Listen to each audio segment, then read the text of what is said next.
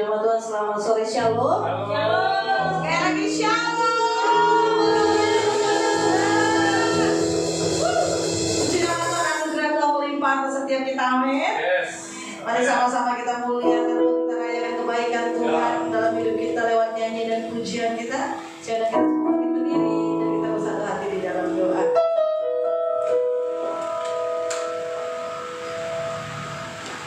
Kami memuji kebesaran-Mu dalam hidup kami Tuhan, untuk semua kebaikan, anugerah, kasih sayang dan pertolongan setiap waktu dalam hidup kami.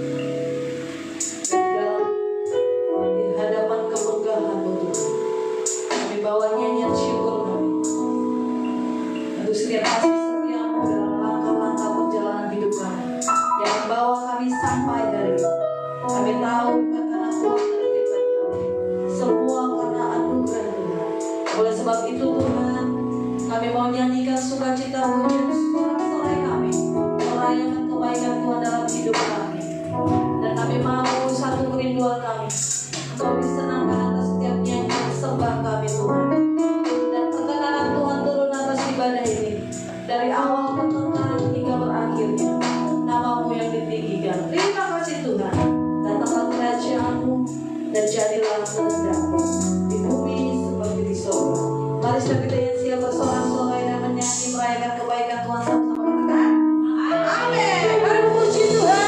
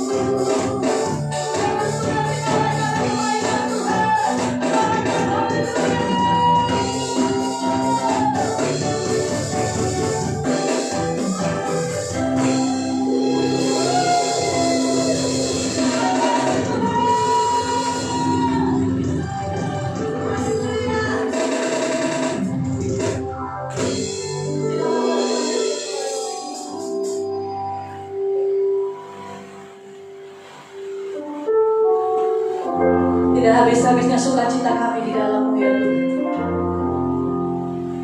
Melimpah-limpah bejana pembendaharaan kami oleh karena anugerah. Kau buat kami terkagum untuk semua karya. Kau buat kami terpesona untuk semua anugerah. Kau buat kami terharu untuk setiap penyertaan demi penyertaan bagi kami Tuhan.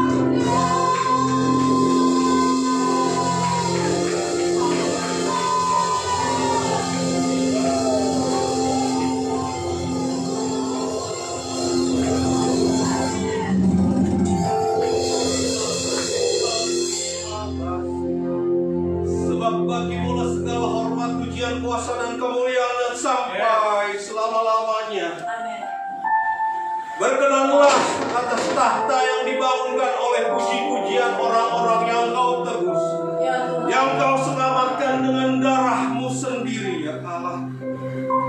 Terima kasih kami boleh naik ke atas gunung kudus-Mu, hanya semata-mata berhiaskan kekudusan oleh sebab darah anak domba Allah yang tertumpah bagi kami. Kami dengan berani masuk ke tahta kasih karunia, menjumpai Allah Sang Raja yang adalah Bapa kami. Luar biasa Engkau. Kami begitu merindukan-Mu dan Engkau begitu merindukan kami. El Shaddai Adonai. Yes. Mari Tuhan, kami menyiapkan hati kami untuk dibajak oleh kebenaran firman-Mu. Mari ya Allah, sebab nama-Mu besar, nama-Mu mulia, nama-Mu agung. Kami begitu merindukan kemuliaan-Mu Tuhan. Allah yang rindu memulihkan Tuhan. Aku berdoa baik untuk jemaat yang onsite, jemaat yang online, maupun siapapun yang menonton acara ini Tuhan. Hadirat-Mu melampaui tembok-tembok gereja ini.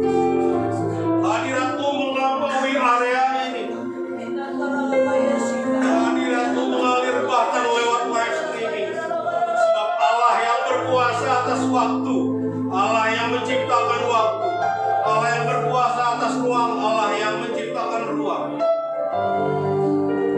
Mari Tuhan, Kau jamah yang terluka, balut mereka Tuhan. Sekalipun mereka tidak ada berada di sini, tapi sungguh Tuhan memberikan kelegaan yang murni daripada Engkau. Engkau tidak terbatas oleh live streaming ini. Mari Tuhan, hamba-Mu memohonkan belas kasihan-Mu atas pemirsa-pemirsa yang menonton Tuhan, yang begitu rindu akan kemuliaan-Mu Tuhan. Dalam keadaan apapun mereka sedang mendengarkan Tuhan, hamba-Mu ini berdoa, kasih sempurna dari Allah Bapa tidak gagal untuk membalas segala bilur-bilur yang telah terjadi. Oleh sebab bilur-bilur Yesus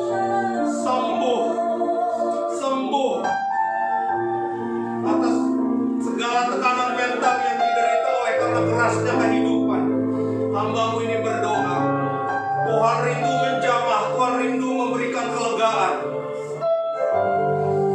Hamba-Mu ini berdoa atas mereka yang membuka hatinya Tuhan. Masuklah ya Tuhan.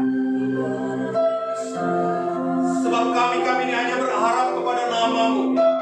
Sebab hanya kepada nama-Mu diberi kemuliaan, bukan kepada kami Tuhan. Kami berdoa jemaat-jemaat yang walaupun secara online rindu untuk memuji dan menyembah. Dalam keterbatasan mereka ingin bernyanyi, namun biarlah roh mereka juga untuk bernyanyi, dan nyanyian itu boleh naik Tuhan bersama dengan pujian para malaikat Tuhan. Apapun keterbatasan mereka, Tuhan melampaui segala keterbatasan itu. Mari ya Allah, sebab Engkau memberikan kesempatan bahkan sekalipun lewat tayangan online untuk menunjukkan kasih setia-Mu tak berkesudahan. Allah begitu agung, Allah begitu penuh belas kasih. Ia tidak memandang apapun. Ia hanya merindukan umatnya kembali kepadanya. Bagi saudara-saudaraku yang rindu kembali kepadanya sekarang juga. Jangan tunggu nanti. Sekarang waktunya. Roh Allah datang menjenguk ke dalam hatimu dan begitu lembut menyentuhmu. Jawab saja ya Tuhan. Ku jawab ya Tuhan. Ku jawab ya Tuhan.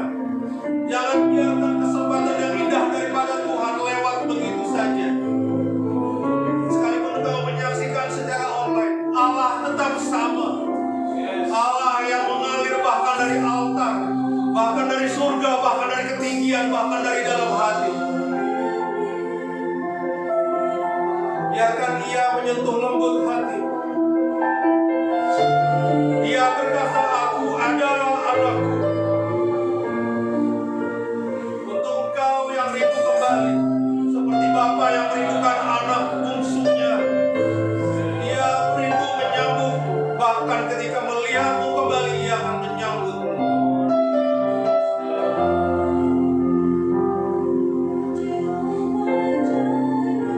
Biarkan kelembutan Allah menyembuhkan semuanya. Hadiratnya begitu sejuk, hadiratnya begitu kuat. Bapa, di dalam nama Yesus, atas dorongan yang Kau berikan, siapa orang yang berani menyia-nyiakannya? Aku ini orang biasa. Aku hanya menjawab apa yang Kau berikan, Tuhan. Sebab kepada siapapun Kau bisa menggunakan mulutnya, kepada siapapun Kau bisa menggunakan tangannya. Aku hanya menjawab ya Tuhan. Aku lepaskan berkat-berkat ketenangan, berkat-berkat kelegaan. Sebab itulah Allah yang kami kenal. Sebab itulah Allah yang kami sembah. Allah yang tak pernah meninggalkan perbuatan tangannya. Allah yang menggembalakan domba-dombanya. Sebab Kristus mendengar suara, dan Kau mendengar suara Kristus gembalamu. Mari Tuhan, jamaah-Mu lebih dari cukup, kemurahan-Mu lebih dari hidup. Terima kasih Tuhan, Engkau mengalir begitu lembut. Saat ini kami rindu mendengarkan kebenaran firman-Mu ya Allah.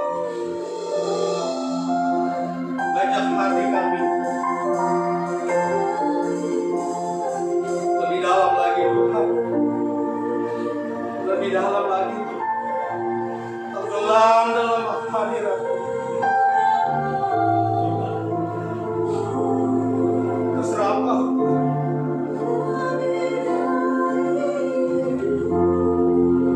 Terserah Engkau Tuhan.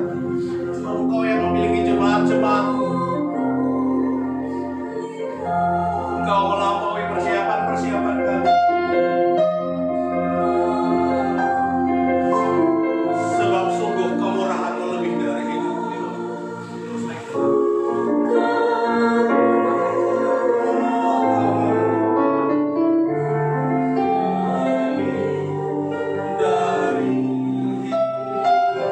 Katakan kemurahan-Mu lebih dari hidup.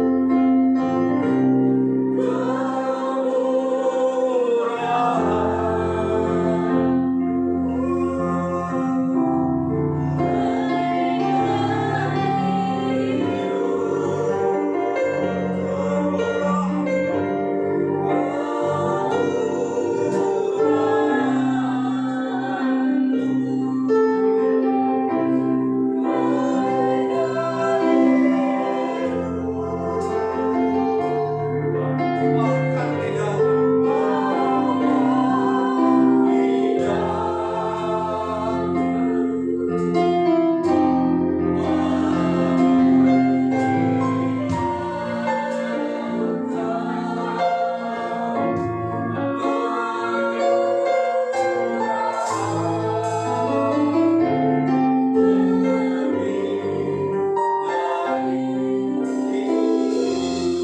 jemaat Tuhan rasakan kerinduannya. Sebab Engkau lebih penting di hadapannya dibanding apapun. Dia membeli Engkau dengan darahnya. Dia hanya mementingkan jiwa-jiwamu. Engkau yang penting di hadapan Tuhan sekarang. Jadikan Tuhan penting di dalam hidupmu, jemaat-jemaat Tuhan. Temui Dia, temui Dia, temui Dia, temui Dia, temui Dia.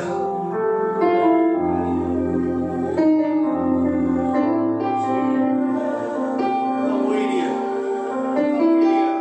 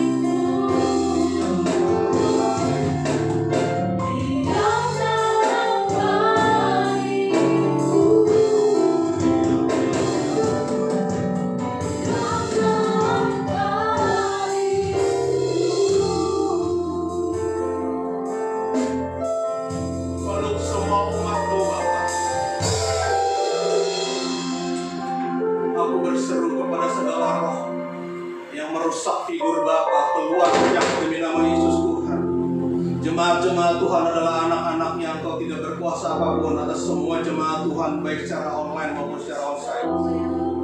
Keluar, sebab Bapa begitu mengasihi anaknya, segala figur ayah yang tercoret, terlepas, dipatahkan, Ku hancurkan demi nama Yesus Tuhan. Semua jemaat melihat Allah sebagai Bapa yang maha kasih, Bapa yang maha kuasa, Bapa yang selalu melindungi, Bapa yang selalu menolong. Tidak kuizinkan iblis memberikan tipu dayanya, cabut, patahkan semua demi nama Yesus Tuhan. Bapa yang setia, Bapa yang maha kuasa, Bapa yang merindukan anak-anaknya kembali kepadanya. Terpujilah Tuhan, terpujilah Tuhan. Sebab Engkau yang memiliki umat Tuhan. Ambil kembali umat-Mu Tuhan dari genggaman si jahat.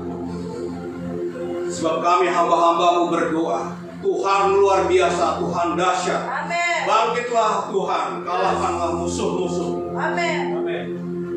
Terima kasih Tuhan, terima kasih ya Allah. Sungguh lawatan-Mu melampaui ruang, melampaui waktu. Izinkan kami duduk diam di kaki-Mu, mendengarkan firman, menawan segala pikiran dan meletakkannya di kaki Kristus. Sungguh Tuhan, biar pemberitaan firman-Mu pada hari ini memperlengkapi hidup kami untuk semakin berkenan, semakin dekat kepada.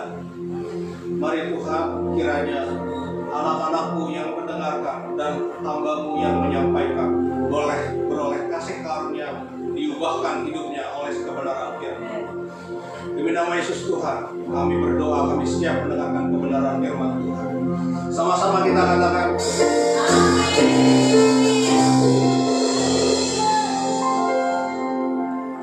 Shalom Bapak Ibu. Terima kasih Tuhan Yesus Kristus. Pertama-tama terima kasih kepada Bapak Gembala, Ibu Gembala yang memberikan kesempatan saya melayani Tuhan ya. Terima kasih. Kemudian Ibu Worship Leader, Bapak Ibu tim musik, imam-imam musik Allah, kebanggaannya Allah, terima kasih atas pelayanannya. Dan juga jemaat Tuhan yang datang baik secara onsite di sini maupun yang tetap menikmati secara online. Shalom Bapak Ibu. God is good all the time. All the time. Jadi kita boleh beroleh kemurahan Tuhan ya, dengan luar biasa. Kita selalu bisa beribadah. Memang rutin tiap hari Minggu, tapi setiap hari, setiap saat kita bisa menjalankan, kita bisa mendekat kepada Tuhan, naik ke gunung kudusnya ya, masuk ke tahta kasih karunia-Nya. Luar biasa Tuhan kita. Di bulan ini ada tema yang digariskan, yaitu rumahku harus penuh. Rumah Tuhan harus penuh. Cek. Rumah Tuhan harus penuh. Jadi di minggu ini saya bawakan tema Tuhan mengundangmu. Bagi kita yang di tempat ini, Tuhan mengundang kita. Bagi yang terlibat pelayanan secara aktif, Tuhan mengundang untuk lebih lagi dalam pelayanan, lebih lagi menyala-nyala. Bagi yang sudah di dalam gereja, Tuhan mengundang untuk ayo naik level. Bagi yang mungkin Bapak Ibu yang online menyaksikan lewat live streaming, kalau belum mempunyai tempat ibadah tetap, Tuhan juga mengundang ke gereja ini, karena Tuhan bicara bahwa rumahku harus penuh. Jadi Tuhan mengundang. Jadi judul ini adalah bagian yang lebih singkat, bahwa kita mengisi rumah Tuhan dengan orang-orang baru.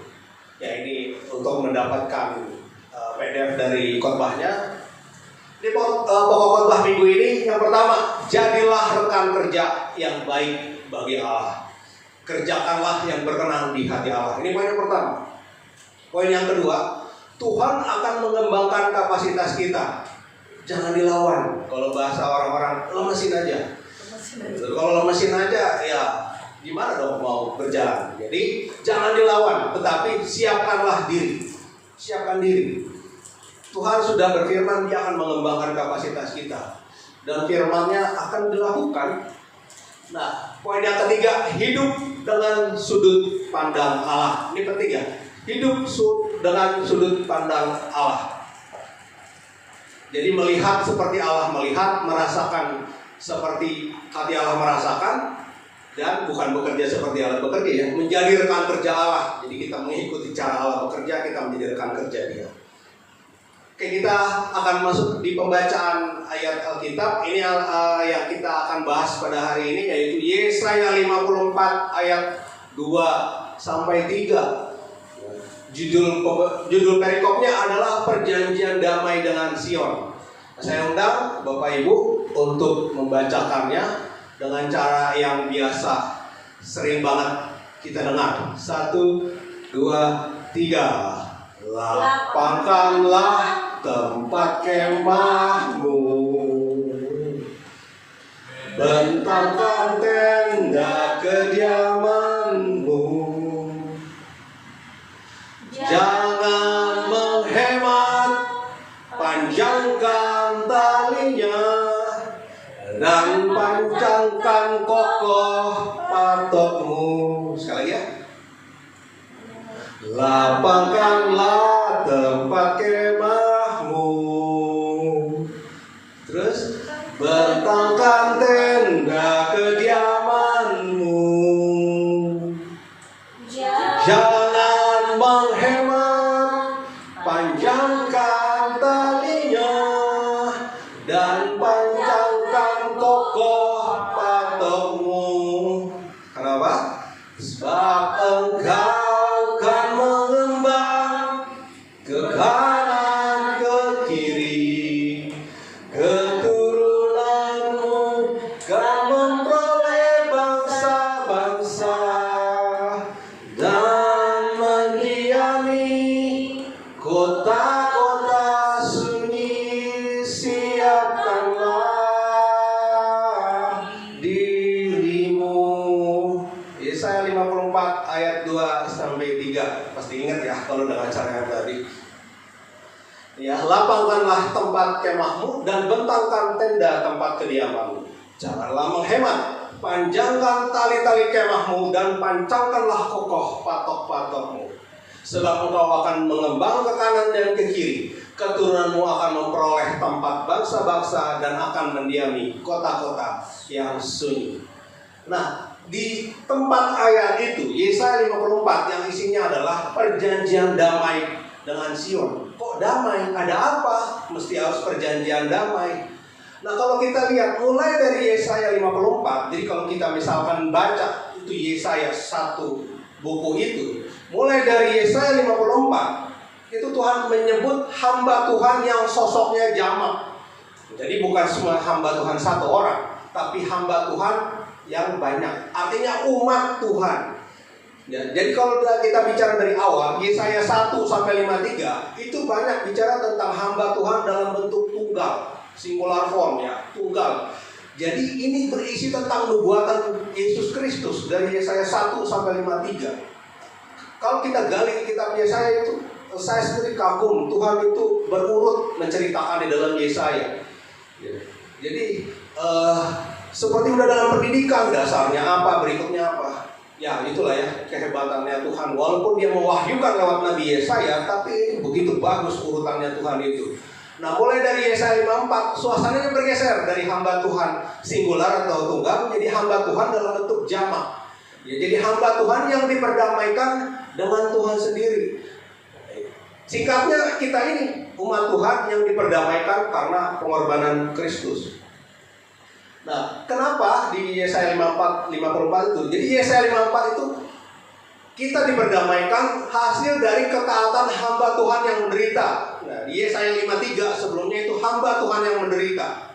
Mulai dari Yesaya 52. Jadi di Yesaya 52 itu Tuhan yang menyelamatkan. Yesaya 52 bilang Tuhan menyelamatkan, kemudian caranya Dia mengutus hambanya yang harus menderita. Itu Yesus Kristus Tuhan kita. Nah, di Yesaya 54 ada jaminan Tuhan akan masa depan umatnya karena penebusan Kristus. Jadi di dalam Kristus kita punya masa depan. Seperti kemarin Pak Didik Wahyudi bilang, karena harapan ada, karena masa depan sungguh ada dan harapanmu tidak hilang. Kita pegang itu di dalam Kristus Yesus. Amin. Ya. Kalau tidak dalam Kristus Yesus, itu haknya orang-orang Yahudi, karena itu Amsal ditulis oleh Salomo untuk orang Israel. Nah, kita bisa beroleh berkat itu karena lewat pengorbanan Tuhan Yesus Kristus. Masa depan kita ada harapan, ada harapan tidak hilang. Dari Yesaya 54, 4 ayat tadi yang kita nyanyiin, ke Yesaya 55, itu isinya undangan untuk masuk ke keselamatan yang disediakan. Undangan masuk ke keselamatan disediakan dengan cuma-cuma, bukan karena murahan, tapi karena nggak akan ada yang sanggup bayar. Dia berkorban dengan kondisi dia nggak punya dosa sama sekali untuk menghapuskan dosa orang-orang lain. Jadi kita menerima anugerah keselamatan dengan gratis, dengan cuma-cuma, bukan karena murahan, karena nggak akan ada yang sanggup bayar. Makanya marilah kita menghormati keselamatan yang kita peroleh berdasarkan iman itu. Modalnya cuma iman. Terus kita membuat hidup kita berantakan gitu, udah selamat ini, jangan. Ya, kalau itu sebetulnya mahal, maka dikasih gratis itu sebagai apa? Kado, bukan karena usaha kita, tapi karena kita nggak akan sanggup belinya. Nah, di Yesaya 55 lanjutannya, Yesaya 56 lanjutannya, undangan Injil terbuka ke semua orang, tidak hanya bangsa Israel saja. Walaupun Tuhan Yesus pernah bilang dia diutus untuk domba-domba yang terhilang dari Israel. Tetapi karena bangsa ini yang Paulus sebut karena tegar tengkuk ya, maka Allah membuat berkat-berkat yang untuk ke Israel itu nyampe ke kita. Tujuannya sih sebenarnya Tuhan mau membuat Israel cemburu. Kembalilah kepadaku Israel. Tapi dia tidak mau, jadi kita yang memperoleh berkat-berkat itu supaya Israelnya cemburu, ya, supaya Israel kembali kepada Tuhan. Nah, kita dapat bonus gitu ya. Kamu yang dulu tidak dikasihani tetapi sekarang beroleh belas kasihan. Itu kenapa kita berhati-hati terhadap umat pilihan Tuhan. Jangan mengutuk. Siapa memberkati Yakub, terberkatilah dia. Siapa mengutuk Yakub, terkutuklah dia. Alkitab tulis begitu. Jadi ya, memang karena Alkitab saya tulis begitu ya, begitulah yang harus dilakukan karena kita sudah tahu kebenaran. Nah, dari Yesaya 56 itu ya, bahwa undangan Injil untuk semua orang. Jadi bukan gara-gara sekedar orang Israel tidak terima Tuhan Yesus. Dari masa lalunya, dari zaman Nabi Yesaya, Tuhan sudah bilang Injil untuk semua orang. Karena dari masa lalu Injil untuk semua orang, maka muncullah perumpamaan ini yang Tuhan Yesus ucapkan, bahwa raja itu bilang rumahku harus penuh. Jadi bukan gara-gara sekedar orang Israel menolak Yesus. Enggak, udah dari sebelumnya Tuhan sudah merancangkan keselamatan bagi semua orang. Dan dia bilang rumahku harus penuh. Nah, ini kalau saya screenshot gitu ya, dari Yesaya 52, 53 yang tadi saya ceritakan, 54. Kemudian ini judul-judul perikopnya di Yesaya 52, Tuhan menyelamatkan Sion. Bagaimana caranya? Hamba Tuhan yang menderita. Kemudian apa akibat dari hamba Tuhan menderita ini? Ya, Sion diselamatkan, perjanjian damai dengan Sion. Nah, kalau Sion sudah diperdamaikan dengan Tuhan, maka seruan untuk turut serta dalam keselamatan yang daripada Tuhan. Karena Tuhan mendamaikan Sion, kita boleh ikutan masuk dalam keselamatan. Keselamatan adalah bagi semua orang. Nah, lompat ke Lukas ya, Lukas 14. Ini bicara tentang perumpamaan tentang orang-orang yang berdalih. Ceritanya seorang raja mau mengadakan perjamuan. Dia undang kawan-kawannya yang dia hormati untuk dapatkan kebahagiaan. Tapi semua pada punya alasan. Alasannya begini, alasannya begitu. Maka dia bilang di ayat 23, lalu kata Tuhan itu kepada hambanya, pergilah ke semua jalan dan lintasan dan paksalah orang-orang yang ada di situ masuk, karena rumahku harus penuh. Ini rumahku harus penuh. Jadi ketika Israel yang memang Tuhan inginkan dekat kepada dia, tapi dia banyak artinya tegar tengkuk dan macam-macam, dan keselamatan bisa hadir ke bangsa-bangsa yang lain, kita lain ya. Kita memenuhi rumah Tuhan, dan gak cuma kita, masih ada lagi, masih ada tempat. Jadi kita harus membuat rumah Tuhan itu penuh. Ya, kata paksalah di sini bukan dipaksa diancam, bukan. Paksalah itu artinya kita berusaha memberikan yang terbaik untuk orang-orang datang ke rumah Tuhan. Itu yang dipaksa bukan orangnya sebetulnya, yang dipaksa pemberita Injilnya, pelayannya. Ya, jadi paksalah itu artinya usaha yang lebih dari sekedar usaha yang paling maksimum. Ya. Dan kita tahu kalau orang datang ke gereja itu adalah pekerjaan Roh Kudus. Bagian kita hanya melakukan pemberitaan Injil. Maka lakukan dengan semangat, karena Tuhan sudah bilang rumahku harus penuh. Maka dari itu rumah Tuhan di Indonesia juga harus penuh. Gak cuma rumah Tuhan di mana-mana, juga di Indonesia harus penuh. Ya, Indonesia itu kalau kita baca Yesaya 60, jadi loncat dari Yesaya 54 tadi. Indonesia itu disiapkan untuk datangnya kemuliaan Sion. Ya. Ini Yesaya 60, judul perikopnya kemuliaan Sion yang akan datang. Jadi Tuhan akan memulihkan Sion. Udah pasti itu. Entah kapan waktunya kita yang belum tahu. Tetapi apa kaitan firman Tuhan khusus kepada Indonesia?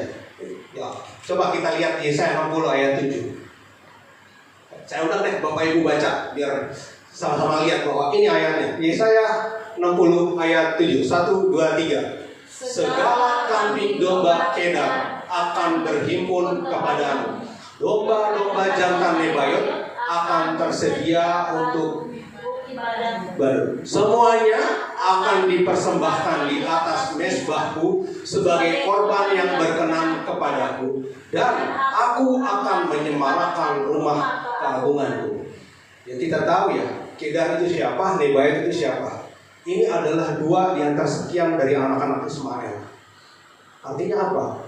Artinya Tuhan sendiri yang akan membuat transformasi besar-besaran ya dari sepupu kita untuk dipersembahkan bagi ibadahnya Tuhan sendiri. Jadi mereka akan beralih memuji Tuhan yang sejati, Tuhan yang sungguh. Tuhan sendiri yang punya inisiatif sebetulnya.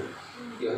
Dia sudah firmankan ini akan terjadi. Kita nggak tahu kapan terjadi pemulihan besar-besarnya, tetapi ini akan terjadi. Ya, semuanya akan dipersembahkan di atas mezbahku. Jadi Tuhan yang bergerak, bukan karena upaya kita, bukan karena kemampuan. Tuhan akan bergerak, tapi kita tetap harus memberikan usaha kita yang terbaik. Karena Tuhan sudah ngasih timeline, Tuhan sudah ngasih bocoran. Di masa depan akan terjadi begini. Ayo ikut serta, ayo ikut serta. Sebagai korban yang berkenan kepadaku, dan aku akan menyemarakan rumah keagunganku. Jadi Tuhan sendiri yang bikin semarak. Nah, ini sudah ada aliran gerakan. Kita mau nonton doang, apa mau kita ikut serta, itu kan pilihan di tangan kita. Tapi dari apa yang Tuhan sampaikan, ini akan terjadi. Emang di mana? Domba-domba Kedar dan domba jantan, kambing domba Kedar dan domba-domba jantan Nebayot. Jadi negara-negara yang populasi muslimnya cukup banyak. Ini khusus untuk Indonesia. Sungguh, akulah yang dinanti-nantikan pulau-pulau yang jauh. Jadi Tuhan punya rencana untuk Indonesia. Dia pasti akan genapi.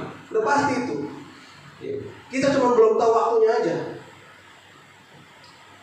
Karena rumah Tuhan di Indonesia juga harus penuh. Indonesia akan dipulihkan Tuhan semata-mata untuk kemuliaannya. Bukan supaya kita hidup enak. Bukan itu tujuannya. Bukan supaya kita dapat nama dan terkenal. Enggak begitu tujuannya. Semata-mata untuk kemuliaannya. Jadi tidak aneh bila iblis mencoba menghambat pekerjaan Tuhan. Ya. Jadi ini ada dua pergerakan nih. Ada yang mencoba menghambat, tetapi umat Tuhan mempercepatnya dengan merendahkan diri, berdoa, bertobat, dan hidup berkenan di hadapan Tuhan. Ya.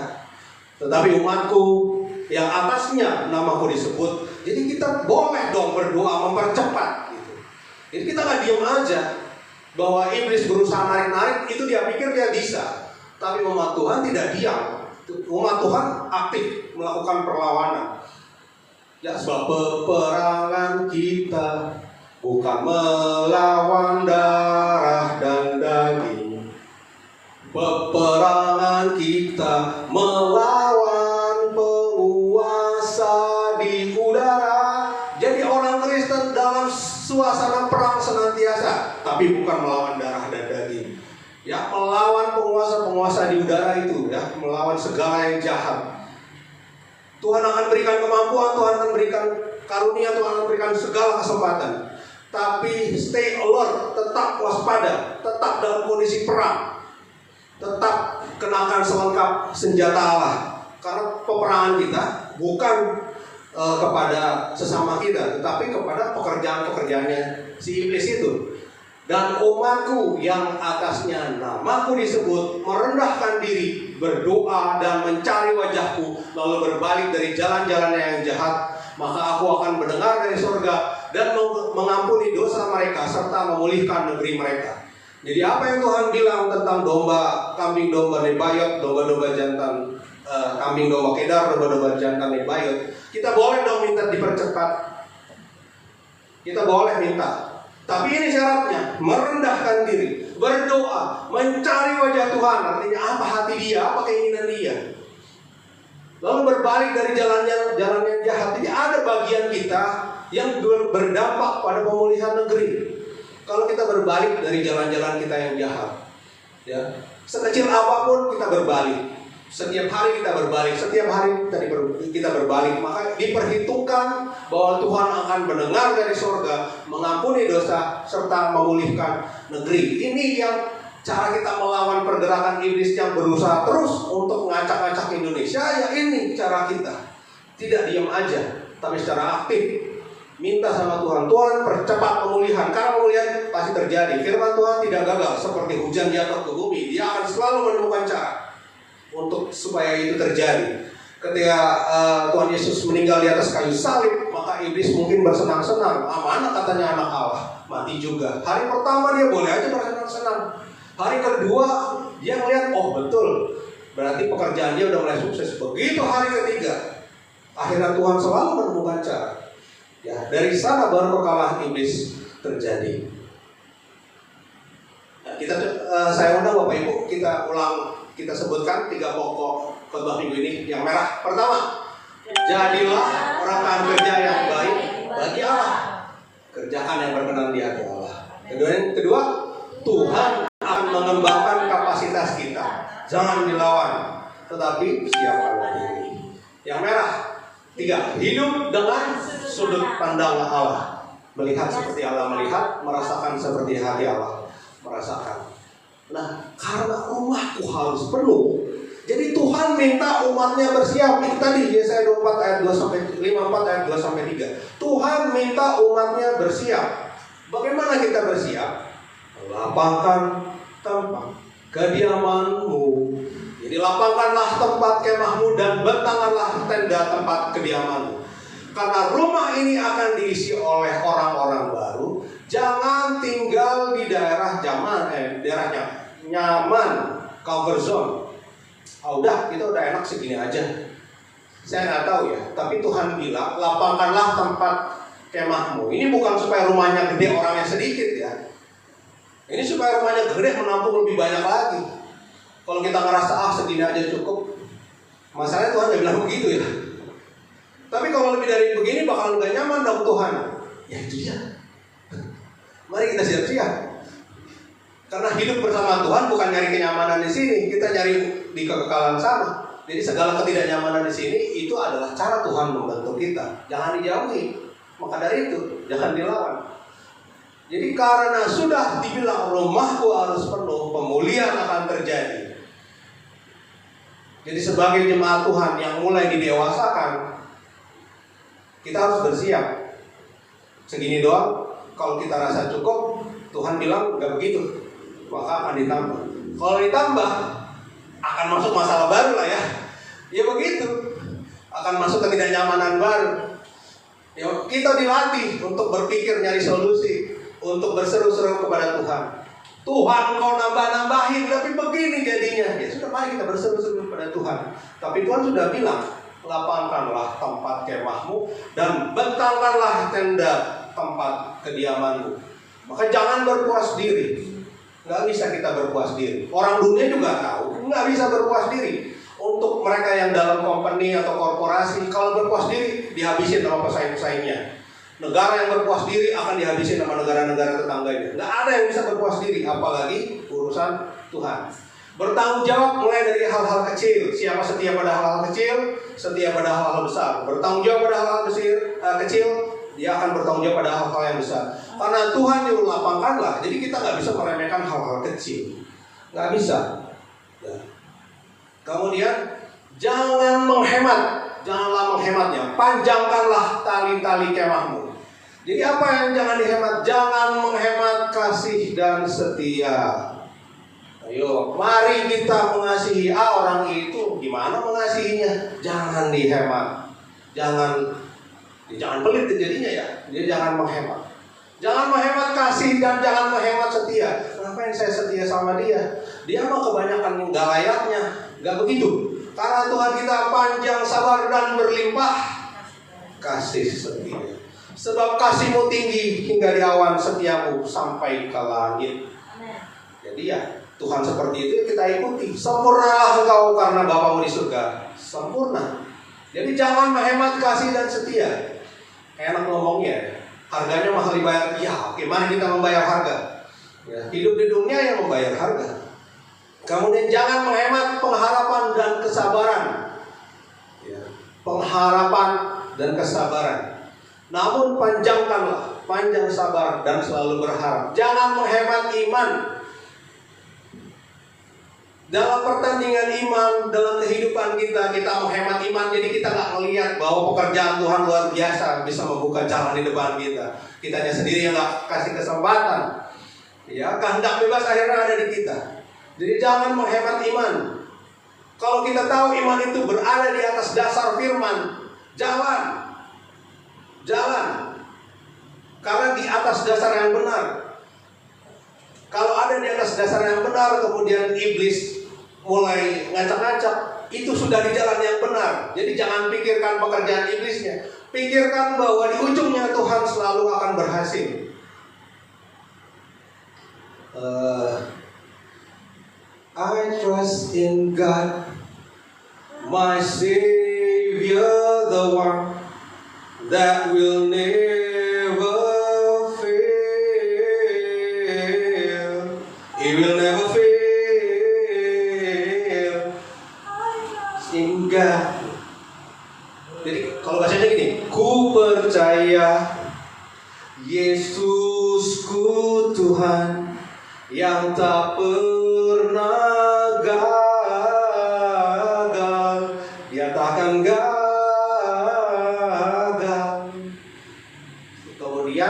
Terus dibilang begini, I sought the Lord and He heard and He answered. Ku cari Dia, Dia dengar dan jawabku. Ku cari Dia, Dia dengar dan jawabku. Dan ku percaya, Nah itu, jangan menghemat iman. Tuhan pasti gak akan gagal. Kalau imannya di atas dasar yang salah, ya salah sendiri. Tapi kalau udah benar di atas firman, jangan menghemat. Pancangkanlah kokoh patok-patokmu itu. Jadi kalau udah diperbesar, patok yang dipancang kokoh, dihajar angin. Jadi ketika Tuhan bilang rumahku harus penuh, dia nggak bilang nggak ada badai ya. Ketika Tuhan bilang rumahku harus penuh, dia nggak bilang nggak ada badai. Jadi badai akan melanda. Makanya pancangkanlah kokoh patok-patokmu. Jadi tiada bosan-bosannya berakar di dalam Kristus. Nggak bosan-bosan.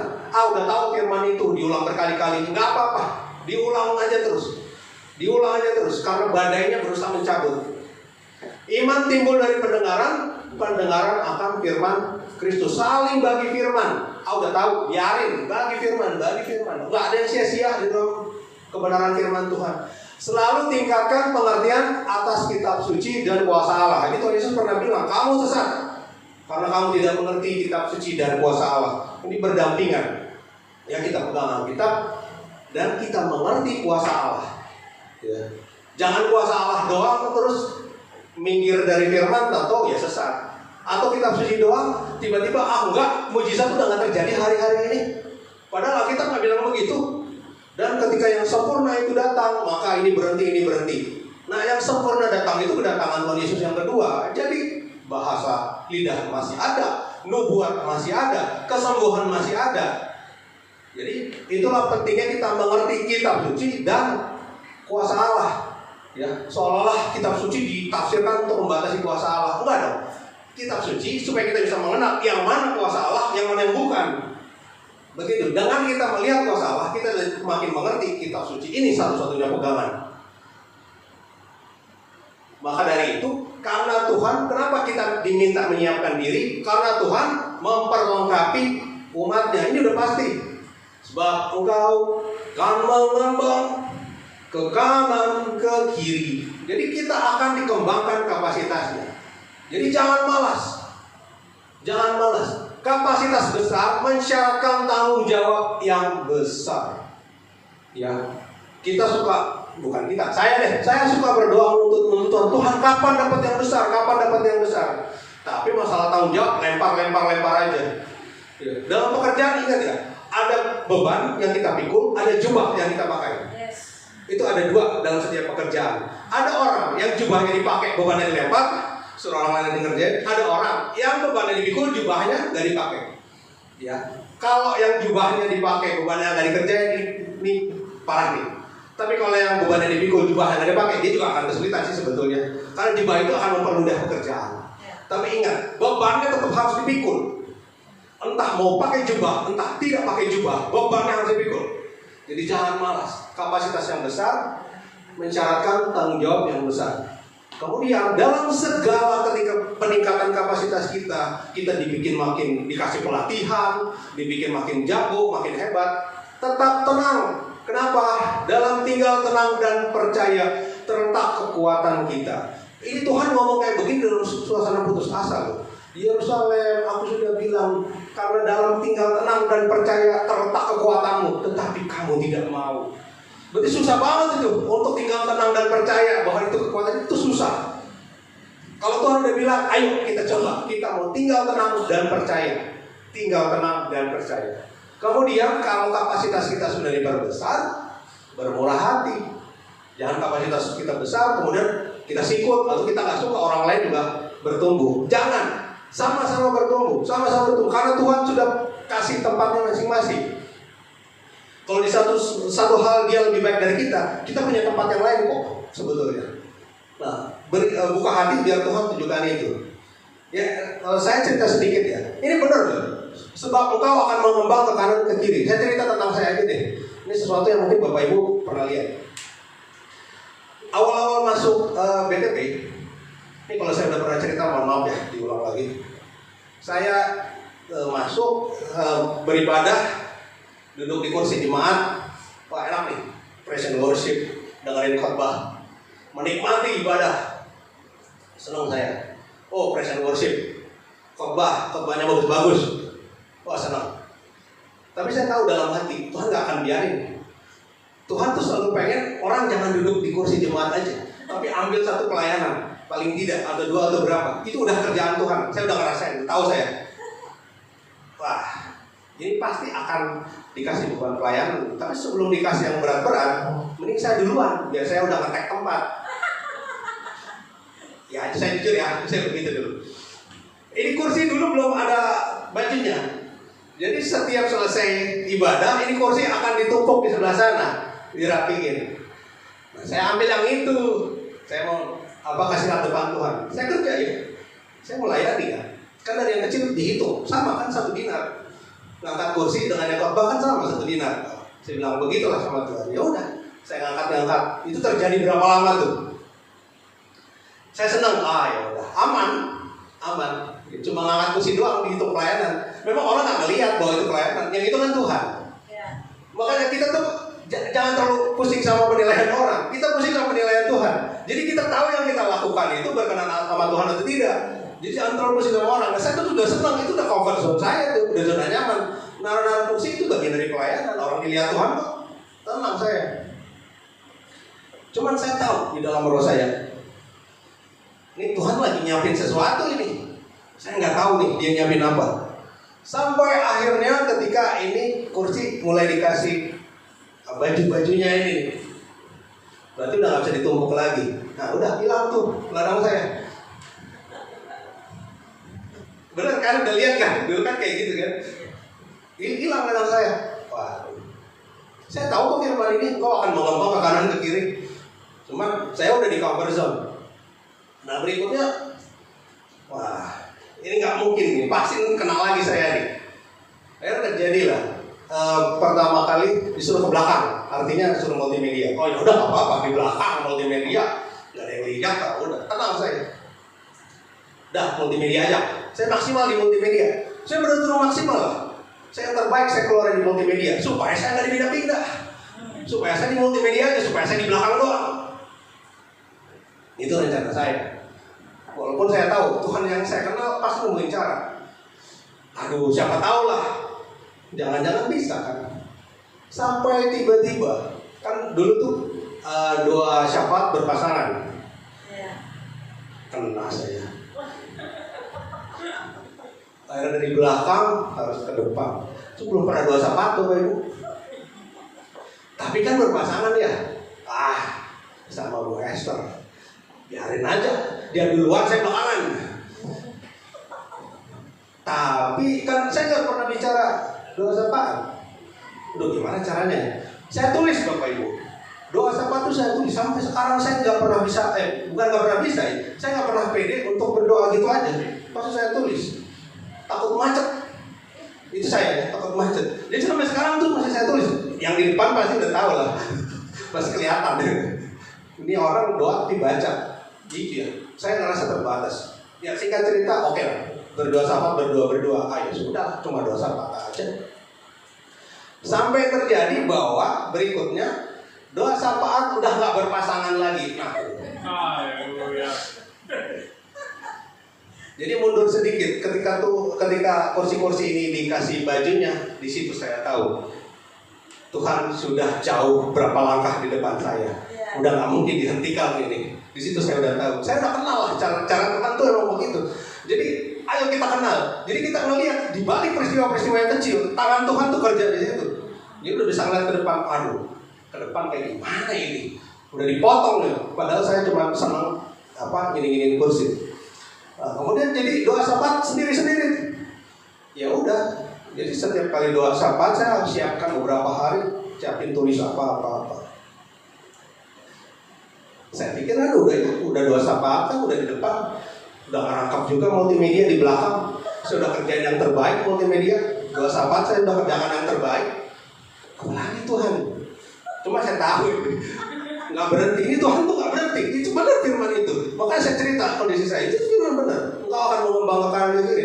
Mau kita tahan, Tuhan akan nemuin caranya. Ya. Mau saya pinter, ternyata Tuhan lebih pinter.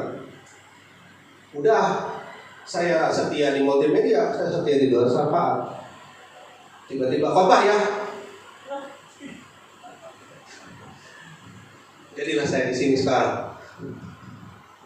Padahal yang saya rindukan adalah ngerapin kursi doang. Semangat PDM. Kalah anggaran di sini. Jadi betul, saya bilang kalau Bapak Ibu termasuk yang online, Tuhan akan mengembangkan kapasitasmu. Mau kamu nggak mau juga, Tuhan kembangkan kapasitasmu. Maka dari itu, ketika Tuhan kembangkan kapasitas kita nggak siap tanggung jawab, kita bisa jadi jahat loh. Ya, kita bisa jadi lalai. Makanya itu oke lah. Siapkan diri mau pelan-pelan. Karena Tuhan pasti nggak akan biarin orang di sini-sini aja. Badan kita aja. Kalau sekarang kita udah berhenti tumbuh. Tapi lagi kecil kita kan nggak bisa pakai baju yang itu aja. Karena badannya akan bertumbuh. Memang sifat Tuhan seperti itu. Maka kenalilah Tuhan. Kenali Tuhan. Dia nggak akan membiarkan umat-umatnya tuh hanya di situ-situ aja. Dia akan kembangin. Nah, kenapa? Ya mungkin saya sering ngomong begini, kenapa orang menderita? Karena ketika Tuhan mengembangkan kapasitasnya, dia malah tidak mau memaksakan turun. Akhirnya terjadilah itu. Kapasitas terlalu besar, tapi tanggung jawabnya kecil. Akhirnya dia memilih jalan-jalan yang tidak baik. Ya, Tuhan mengembangkan kapasitasmu. Siapkanlah dirimu. Nah, keturunanmu akan memperoleh tempat bangsa-bangsa. Jadi baik keturunan jasmani. Dan yang paling penting bukan keturunan jasmani sebetulnya. Yang paling penting adalah keturunan rohani. Kalau kita lihat contoh Paulus, Dia punya Timotius, dia punya Titus, dia punya Filemon, dan dia punya anak rohani banyak sekali. Jadi dia berfungsi di dalam penginjilan. Dia berfungsi melahirkan anak-anak rohaninya. Karena itu yang penting juga di mata Tuhan. Maka kita perlu menginjil dalam berbagai kesempatan. Itulah bahwa kita akan subur secara rohani. Itu yang penting di mata Tuhan. Dan akan mendiami kota-kota yang sunyi. Jadi kita akan masuk ke tempat-tempat yang baru. Ya, saya ilmuwan. Saya harus bikin makalah yang orang lain belum pernah bikin. Itu tempat-tempat yang baru. Jadi Bapak Ibu mungkin masuk di tempat yang menggantikan misalnya pegawai sebelumnya, atau buka usaha. Ya ini kan buka usaha itu mulai supaya jangan sunyi lah usahanya. Ya. Jadi Immanuel, gak usah takut kota-kota sunyi, gak usah takut segala tantangan. Allah bersama kita. Ya, ketika Allah bersama kita, bukan kita bebas dari penderitaan, enggak, kita ada yang nemenin. Jadi kita tahu ujung dari penderitaan itu peningkatan kapasitas. Ujung dari penderitaan kita akan semakin dekat kepada Allah. Itu Immanuel. Makanya Paulus bilang kita lebih dari pemenang karena Immanuel itu, sebab Allah yang berperang bagi kita. Saya bekerja keras, kita bekerja keras, tapi jangan lupa hasil akhir tetap Allah yang tentukan. Jadi saya dan Allah bekerja bersama, kawan sekerja. Nah ini ada pertanyaan refleksi nih. Rumah Tuhan di Indonesia juga harus penuh karena Tuhan mau begitu. Tuhan udah bilang begitu. Domba, kambing domba kedar, domba jantan dibayar. Tuhan udah bilang begitu. Itu akan terjadi. Tetapi kitanya sekarang mau ikut serta atau hanya nonton? Kalau ikut serta boleh, menonton juga boleh. Dua itu beda upahnya. Upah di kekekalan sana. Ya. Mungkin kalau ada orang mata duitan, ya sebetulnya nggak salah juga. Mata upah lah lebih halus bahasanya. Apa mikirin upah. Nah kali ini arahkan ke perkara rohani. Ya kita pikir upah yang kita terima di kekekalan. Ketika kita memuji Tuhan sampai di keabadian, kita bisa kasih mahkota kita sama Tuhan. Gak cuma duduk diam, orang lain pada ngasih mahkota ya kita nggak ngapa-ngapain. Jadi sudut pandang Tuhan itu sudut pandang kekekalan. Tuhan gak terlalu banyak pusing dengan apa yang hari-hari ini. Dia mikir di kekekalan nanti. Mari kita gunakan sudut pandang Tuhan. Israel di saat Tuhan Yesus datang ke tengah-tengah mereka gagal kenal Allah, sudah melawat mereka. Karena yang dalam sudut pandang mereka, sudut pandang duniawi. Saya pengen Mesias yang kaya raja. Saya pengen Mesias yang pegang pasukan. Saya pengen Mesias yang mengalahkan bangsa Romawi. Saya pengen Mesias yang umat kami ini menguasai seluruh dunia. Karena mereka tidak pakai sudut pandang Allah, ya kita sekarang yang diberikan sudut pandang Allah. Makanya Kristus menguasai dunia terjadi tidak dengan sudut pandang yang begitu, tapi lewat sudut pandang Allah. Ya, belas kasih Allah meliputi seluruh bumi. Karena itu sudut pandang Allah. Dipakai sudut pandang Allah. Bahwa ketika kita melihat musuh, gunakan sudut pandang Allah. Supaya jangan rasa dendam kita bawa sampai kapanpun. Ketika kita dianiaya, gunakan sudut pandang Allah. Ya. Ada cerita begini, ketika Paulus di dalam suatu penjara, Paulus dan Silas menyanyikan lagu rohani, kemudian pintu penjara terbuka. Apakah Paulus keluar dari pintu penjara? Tidak. Kenapa dia nggak keluar dari pintu penjara? Karena dia tahu dia harus menghadap ke kaisar sekalipun harus menyerahkan kepalanya. Jadi dia setia pada panggilannya. Dia nggak keluar dari pintu penjara walaupun pintu penjara terbuka lebar. Akibatnya apa? Karena kesetiaan dia. Satu keluarga bertobat, kepala penjara dan segenap rumahnya. Gara-gara dia setia pada panggilannya, walaupun pintu penjara sudah dibuka. Saya percaya mereka yang dapat panggilan martir itu tawaran dari Tuhan. Boleh diambil, boleh tidak. Paulus ambil itu. Kisah yang sama terjadi pada Petrus. Ketika Petrus lagi di penjara, gempa terjadi, pintu penjara terbuka. Apa yang dilakukan Petrus?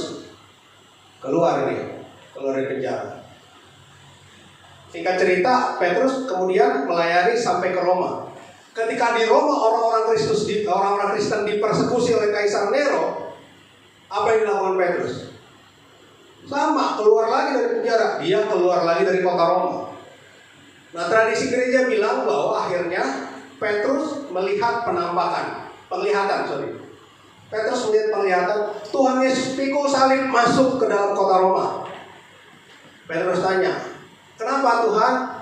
Aku mau pikul salib lagi dan mau disalibkan lagi di kota Roma. Nah, di situ Petrus mengerti bahwa dia harusnya tidak keluar dari kota Roma. Dia balik lagi ke Roma, kemudian mati martir di sana, disalibkan, terbalik. Ya, mereka yang dapat panggilan untuk martir boleh milih kok.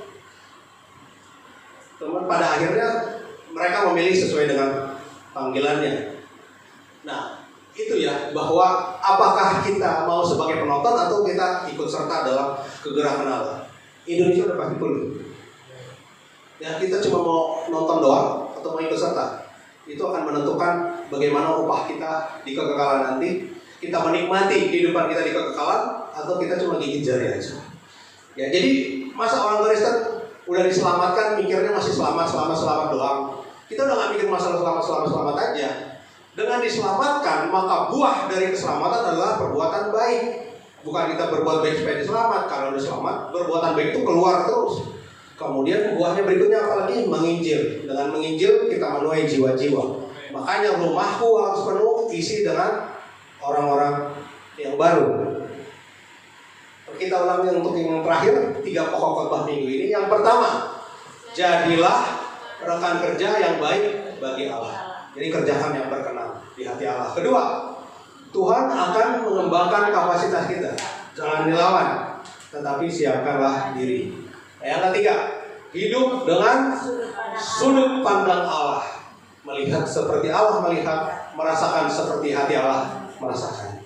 Saya undang tim imam musik untuk ke depan. Kita akan saat teduh.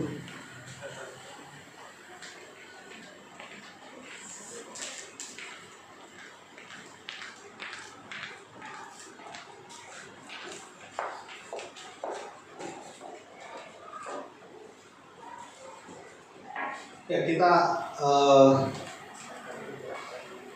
Tuhan tidak berhenti dengan karyanya. Udah pasti itu. Tuhan tidak berhenti dengan karyanya. Sekarang mari kita merespon supaya kita ikut serta dalam penuaian baik di tempat ini, di kota ini maupun di negeri ini. Mari kita tunduk berdoa. Bapa di dalam nama Yesus Kristus, Tuhan, kebenaran firman-Mu disampaikan. Siapkan kami, Tuhan. Pada akhirnya kami hanya domba-domba yang butuh penggembalaan. Satu-satunya gembala kami Engkau. Berfirmanlah terus Tuhan dalam kehidupan kami, Tuhan. Mari Tuhan, terhadap penuaian di tempat ini, di tanah ini, di kota ini, nyatakanlah lagi perbuatan-Mu yang ajaib. Sebab kemuliaan hanya bagi-Mu. Amin.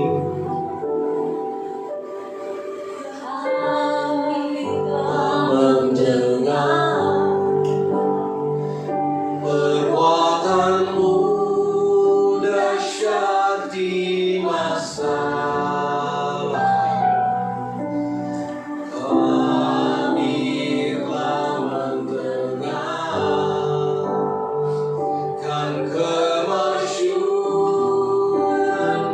yang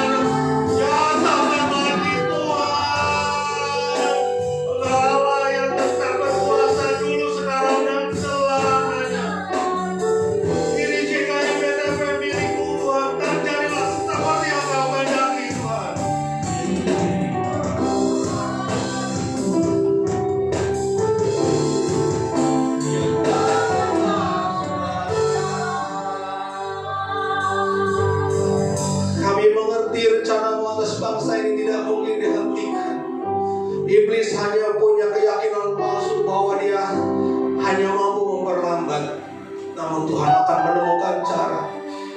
Tolong kami Tuhan untuk melihat dengan sudut pandang-Mu bahwa pemulihan akan terjadi di bangsa ini, penuaian akan terjadi di bangsa ini, tempat ini akan penuh dengan orang-orang baru karena Engkau yang berfirman demikian. Bukan semata-mata keinginan kami, bukan semata-mata usaha kami, karena Engkau yang berfirman demikian. Kami umat-Mu hanya melakukan apa yang Kau kehendaki. Sungguh layak-layak untuk bisa berkata, kami ini hamba yang tidak berguna, yang hanya melakukan apa yang harus dilakukan. Tuhan, semuanya datang daripada Engkau yang berkata ini harus penuhlah Tuhan. Tapi kami minta siapkan kami Tuhan, supaya kami siap untuk menyambut semua berkat-berkat, semua kelimpahan yang Tuhan berikan dalam sudut pandang Allah. Mari ya Tuhan, pulihkan negeri kami Tuhan. Pulihkan negeri kami Tuhan. Mari kita nyanyikan, kan ada kebangkitan yang besar.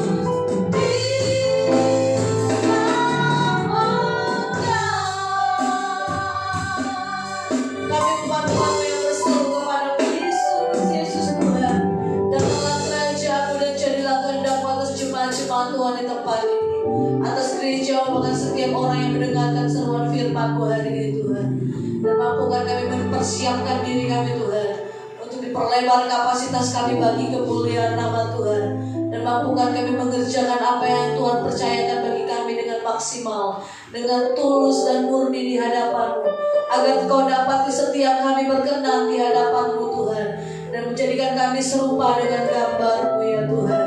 Ini hidup kami serahkan di dalam tangan kasih-Mu Tuhan. Maka jadilah kepada setiap kami seperti apa yang Kau kehendaki. Terima kasih banyak Bapa di sorga, memberkati hamba-Mu yang luar biasa Tuhan, Bapak Jamie Mulyadi Tuhan. Terima kasih telah menjadi saluran berkat-Mu bagi gereja-Mu di tempat ini, bagi jemaat-Mu Tuhan. Tuhan mengembalikan apa yang telah Dia kerjakan berlipat kali ganda dalam usaha pekerjaan apapun yang Dia lakukan. Tuhan yang berhasil maka beruntung. Kapasitas dan talenta yang baru Tuhan tambahkan. Hikmat, marifat, kebijaksanaan turun mengalir atas hidupnya. Bahkan wibawa ilahi menjadi bagian hidupnya dimanapun kakinya melangkah. Terima kasih Tuhan Yesus yang baik. Kami juga rindu memberkati pekerjaan Tuhan di tempat dengan persembahan. Kami tahu Tuhan telah memberkati kami lebih dari apa yang kami pikirkan. Kami percaya ketika kami menabur di tempat ini, kami tahu kami menabur di tanah yang subur.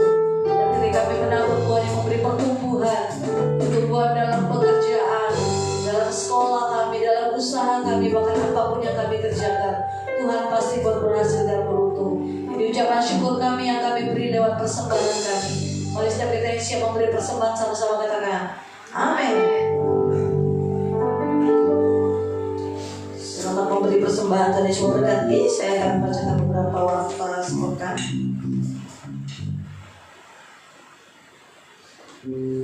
Saya mewakili gembala, jemaat, serta pelayan Tuhan Gereja JKI Bethlehem Tanjung Priuk mengucapkan banyak-banyak terima kasih kepada hambanya Bapak Jamie Mulyadi untuk firman Tuhan yang terbentang atas tempat ini. Nggak cuma tulis Bapak di situ, sebentar lagi jadi Pak Pendeta ya. Amin Bapak Ibu. Amin. Akan ada kapasitas yang diperlebar. Siap-siap Pak Jenny. Puji nama Tuhan. Gereja juga melayani penyerahan anak, baptisan air, konseling bimbingan pranikah, pemberkatan nikah, rumah, kantor, dan lain-lain, pelayanan orang sakit, pelepasan, pelayanan kedukaan. Dapat menghubungi Ibu Esther. Kami juga mengucapkan selamat ulang tahun atas ulang tahun kelahiran dan ulang tahun pernikahan Bapak Ibu. Tuhan memberkati. Rumah doa dan Evangelism Mission School itu ditiadakan di minggu ini. Jadi rumah doa nggak ada ya. Mungkin dapat diinformasikan lewat Zoom atau WA Group. Oke, lanjut. Dan bagi Bapak Ibu di mana saja berada yang rindu menabur atas gereja di tempat ini dalam bentuk perpuluhan, diakonia, persembahan misi, pembangunan gedung dan lain-lain, dapat mentransfer ke rekening gereja atas nama JKI Bethlehem Tanjung Priok dengan nomor 003322 1115. Gereja kami juga menyediakan koperasi bagi Bapak Ibu yang rindu berbelanja, dapat menghubungi Ibu Esther. Ibadah minggu depan itu disertai dengan perjamuan kudus 2 November 2025. Siapkan diri untuk masuk dalam hadirat Tuhan bersama-sama. Puji nama Tuhan. Kita akan mengakhiri ibadah kita dengan doa syafaat kepada petugas. Saya persilakan.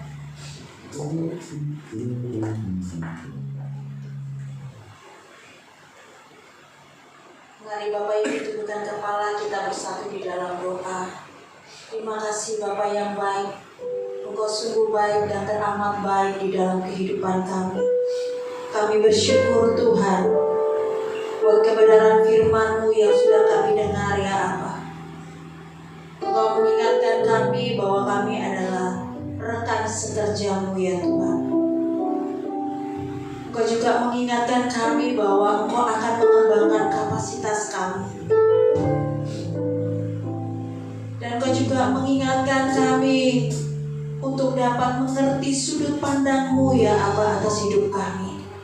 Terima kasih Bapa buat 3 hal yang Tuhan boleh berikan atas kami ya Bapa. Biar setiap kami yang mendengar, kami pegang firman-Mu ini ya Tuhan.